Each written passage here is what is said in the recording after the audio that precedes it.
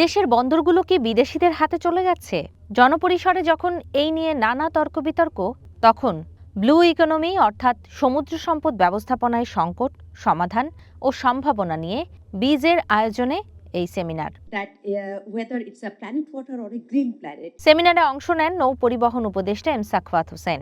চট্টগ্রাম বন্দর নিয়ে চলমান সমালোচনার বিষয়ে তিনি বলেন, বন্দর কাউকে দেয়া হচ্ছে না, বরং ব্যবস্থাপনায় অপারেটর নিয়োগ দেয়া হচ্ছে। এই যে আমি প্রায় চিৎকার শুনতেছি, আরে পোর্ট দিয়ে দিল রে, পোর্ট দিয়ে দিল রে।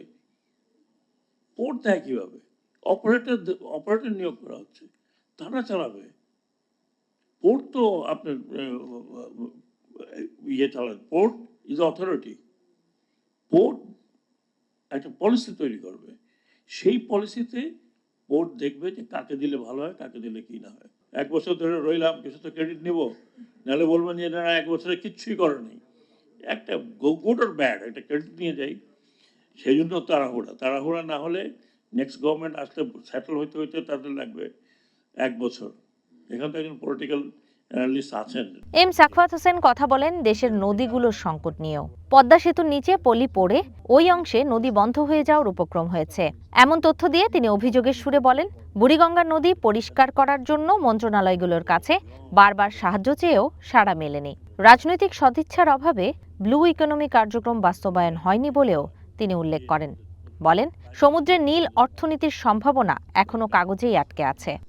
One year I've been requesting our all ministries that please help me cleaning Buriganga. But they say 15 meter is the polythene. Just 15 meters is polythene. And I don't have grabbers to take it out. Even if you take it out, what do you do with it? কিন্তু এই যে আপনাদের fishery department, আপনারা কেন এখন পর্যন্ত একটা deep sea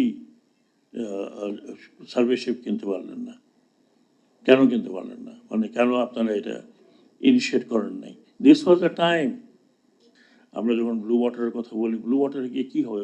মাছ যদি না পান, বা ব্লু ওয়াটারের যে মেরিন লাইফ আছে সেটা যদি না পান, এমনি আমাদের ক্যাপাসিটি নেই। আমাদের ব্লু ওয়াটারের সব কিছু ধরে নিয়ে যাচ্ছে এদের ভারত অথবা থাইল্যান্ড, মাঝে মধ্যে অনেক দূর দূর থেকে পাওয়া যায়। তো আপনি যেমন আটলান্টিকে যান পরে, আগে ইন্ডিয়ান ওশনে যান। সেই ক্যাপাসিটি আমাদের নাই, সেই ক্যাপাসিটি ডেভেলপমেন্ট হয়নি। আমার ব্যক্তিগত অভিজ্ঞতা হচ্ছে, আমরা সব পেপারের মধ্যে আছে। পেপার বাংলাদেশে ইজ ফাইন, এভরিথিং দেয়ার।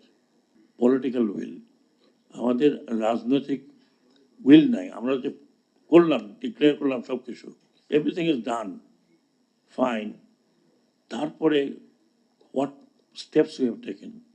এ পর্যন্ত আমরা অনেক স্টেপ নিতে পারতাম।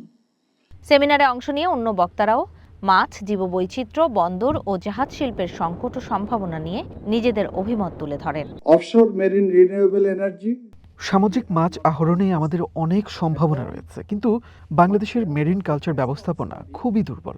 চিংড়ি, কাঁকড়া সহ বিভিন্ন সামুদ্রিক মাছ এবং প্ল্যান্টস নিয়ে আরও কাজ করতে হবে। আমাদের বন্দর এবং শিপিংয়ের ব্যবস্থাপনায় সক্ষমতার ঘাটতি একটি বড় চ্যালেঞ্জ। সামুদ্রিক নবায়নযোগ্য জ্বালানিতেও আমাদের সম্ভাবনা রয়েছে, কিন্তু এই বিষয়ে গবেষণা প্রয়োজন। লবণ তৈরিতে আমরা এগিয়ে থাকলেও পুঁজি এবং প্রযুক্তিগত সহায়তায় অনেক পিছিয়ে আছি। দেশের মৎস্য সম্পদে নিরাপদ আশ্রয় নিশ্চিত না হলে অন্য দেশে চলে যাবে বলেও সতর্ক করেন বক্তারা। ঝুমি রহমান, ওয়ান নিউজ, ঢাকা।